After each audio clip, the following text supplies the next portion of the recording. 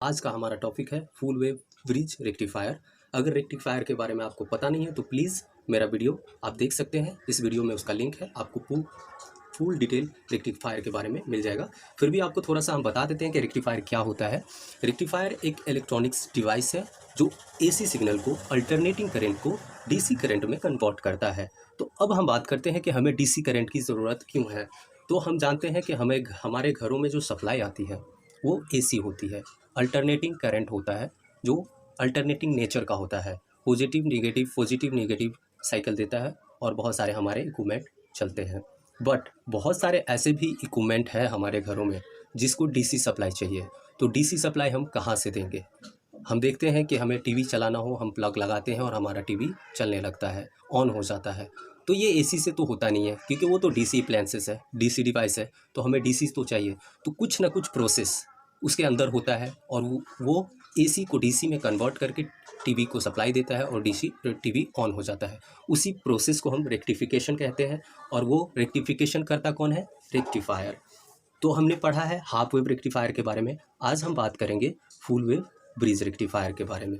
Full wave bridge rectifier में सबसे पहले हम 4 डायोड यूज़ करते हैं जो सेमीकंडक्टर डायोड है। डायोड के बारे में भी हमें पता होनी चाहिए कि डायोड फॉरवर्ड बायोस में काम करता है और रिवर्स बायोस में काम नहीं करता। इसका मतलब ये फॉरवर्ड बायोस में ऑन कंडीशन में होता है और रिवर्स बायोस में ऑफ कंडीशन में होता है। तो अब यहाँ पे हम सर्किट देख लेते हैं। हमने 220 वोल्ट सप्लाई दिया है जो हमारे घरों का सप्लाई है। उसके बाद पहला ये ले लेते हैं पॉजिटिव चार्ज। मान लेते हैं यहाँ से पॉजिटिव हाफ साइकिल जा रहा है और यहाँ नेगेटिव हाफ साइकिल। तो यहाँ पॉजिटिव हाफ साइकिल की अगर बात करें तो करंट इधर से फ्लो होगा, इधर से फ्लो होकर के यहाँ पे देख लेते हैं, यहाँ पे आएगा। अब यहाँ पे आने के बाद क्या करंट D4 की तरफ जाएगा और D1 की तरफ जाएगा? तो हमें पता है डायोड हमेशा फॉरवर्ड बायोस में काम करता है। तो फॉरवर्ड बायोस में काम करता है का मतलब डायोड का जो एनोड है वो पॉजिटिव से कनेक्ट होनी चाहिए और कैथोड निगेटिव से कनेक्ट होनी चाहिए, तभी डायोड ऑन कंडीशन में होगा। तो ये देख ले यहाँ पे, ये हमारा एनोड है, ये हमारा एनोड है, ये हमारा कैथोड है। तो एनोड हमारा पॉजिटिव से कनेक्ट है और कैथोड हमारा निगेटिव से कनेक्ट है। तो ये डायोड ऑन होगा, ये काम करेगा। यहाँ पे देख ले, कैथोड हमारा निगेटिव है और एनोड हमारा पॉजिटिव है, तभी फॉरवर्ड बायस होगा। बट यहाँ पे तो हमारा कैथोड के सामने ये जो आ रहा है ये पॉजिटिव है, तो डायोड D4 ऑन नहीं होगा, ये रिवर्स बायस में है। यहाँ पे फर्स्ट कंडीशन देखते हैं। फर्स्ट कंडीशन क्या कहता है? Diode D1 D2 forward bias. अगर पॉजिटिव हाफ साइकिल जा रहा है तो डायोड D1 और D2 फॉरवर्ड बायस में होगा। इसका मतलब डायोड D1 और D2 ऑन कंडीशन में होगा। दूसरा केस उसी में फर्स्ट केस में देख लेते हैं। अगर diode forward bias positive half cycle है तो डायोड D1 और D2 फॉरवर्ड बायस है और डायोड D3 और D4 रिवर्स बायस है। इसका मतलब पॉजिटिव हाफ साइकिल में डायोड D1 और D2 ऑन कंडीशन में होगा और डायोड D3 और D4 ऑफ कंडीशन में होगा। तो अब देख लेते हैं कि करंट कैसे फ्लो होगा पॉजिटिव हाफ साइकिल में। यहाँ से करंट इधर आया, उसके बाद इधर ये जा नहीं सकता क्योंकि ये रिवर्स बायस है। उसके बाद ये इधर आएगा रजिस्टर होते हुए, उसके बाद ये यहाँ आएगा। उसके बाद अब देख ले यहाँ पे ये पॉजिटिव आ गया और ये हमारा पॉजिटिव है। अब ये ऐसे फिर आ जाएगा। तो हमने देख लिया कि डायोड D1 और D2 पॉजिटिव हाफ साइकिल में काम करता है। तो उसका आउटपुट भी देख लेते हैं। ये हमने पॉजिटिव हाफ साइकिल दिए हैं तो हमारा डायोड D1 और D2 ऑन कंडीशन में है। तो डायोड D1 और D2 हमारा आउटपुट ये आया। अब बात करते हैं कि अगर हम नेगेटिव हाफ साइकिल ले तो ये हमारा नेगेटिव हो जाएगा और ये पॉजिटिव हो जाएगा। अब करंट कैसे फ्लो होगा? यहाँ से ऐसे फ्लो होगा, यहाँ पे पॉजिटिव आएगा पहले। सेकंड केस में देखते हैं, डायोड D3 और D4 हमारा फॉरवर्ड बायस में होगा। D3 और D4 हमारा फॉरवर्ड बायस में होगा। वो कैसे होगा? ये हमारा पॉजिटिव यहाँ पे आया, ये एनोड है, पॉजिटिव से कनेक्ट होगा और ये हमारा कैथोड है जो नेगेटिव से कनेक्ट होगा, ये इधर से आया है। तो हमारा D3 ऑन हो गया। उसके बाद ये आएगा ऐसे लोड होते हुए। उसके बाद देख लें डायोड D4 हमारा ऑन कंडीशन में होते हुए ये हमारा यहाँ आ जाएगा निगेटिव के पास। तो यहाँ पे हमने देख लिया कि डायोड सेकेंड कंडीशन में D3 और D4 हमारा फॉरवर्ड बायस है, D3 और D4 काम कर रहा है और D1 और D2 रिवर्स बायस है। यहाँ पे हम ग्राफ देख लेते हैं नेगेटिव हाफ साइकिल का। तो हमारा D4 और D3 काम कर रहा है और D1 और D2 ऑफ पोजीशन पे है। तो ये हमारा फुल प्रोसेस है फुल वेव ब्रिज रेक्टिफायर का। तो अब हमें DC आउटपुट तो मिल गया, बट ये हमारा DC प्योर आउटपुट नहीं है, ये रिपल है। हमें कोई भी इलेक्ट्रिकल प्योर नहीं है, रिपल आउटपुट है।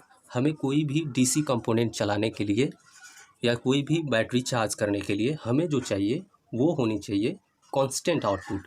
तो कांस्टेंट आउटपुट के लिए हमें रेक्टिफायर को और भी इलेक्ट्रॉनिक्स कंपोनेंट के साथ जोड़ने पड़ते हैं, जो हमने यहाँ पे एक दिखाया है रेक्टिफायर विथ कैपेसिटर। रेक्टिफायर को कैपेसिटर के साथ लगा करके आपको प्योर आउटपुट देने का हमने एक वेव फॉर्म बनाया है। देखिए कैसे होता है।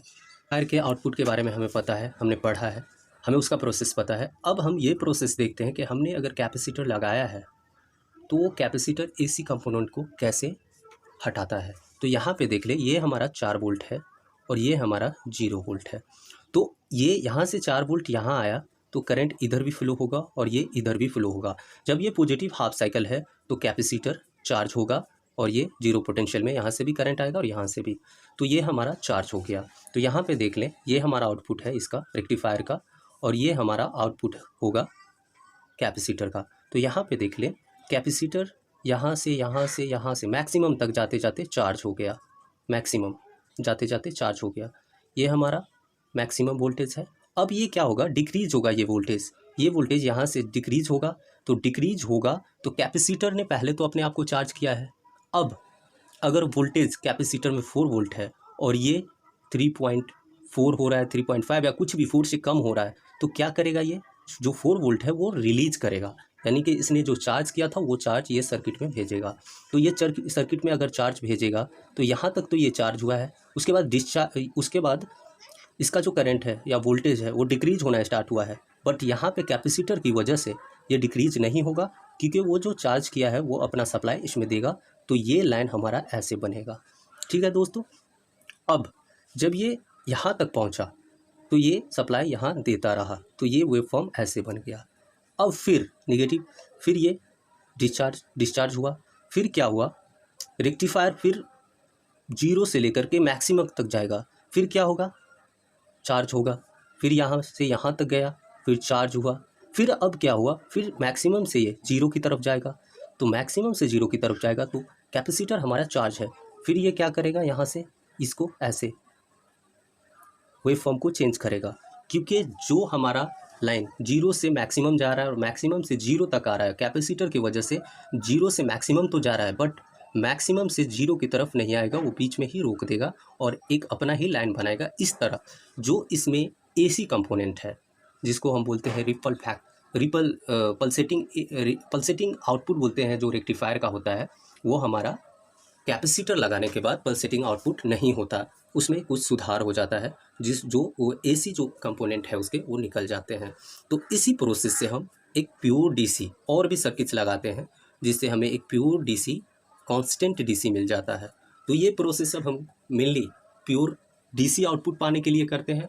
वो भी क्यों, क्योंकि हमारे जो कंपोनेंट्स हैं घरों में जो DC से चलते हैं उसे प्योर DC चाहिए, AC कंपोनेंट उसमें नहीं चाहिए। क्योंकि अगर AC कंपोनेंट होगा तो हमारा जो DC सर्किट्स हैं, DC कंपोनेंट्स हैं, वो ऑन नहीं होगा। तो आई होप आपको मेरा वीडियो पसंद आया हो, आपको कुछ जानने को मिले।